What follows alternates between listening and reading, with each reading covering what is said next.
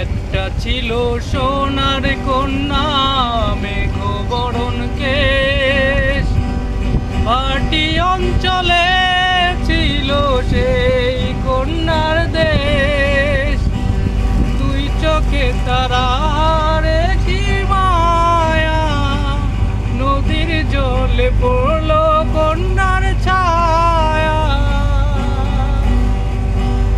তাহার কথা বলি, তাহার কথা বলতে বলতে নৌ দৌড়াইয়া চলি।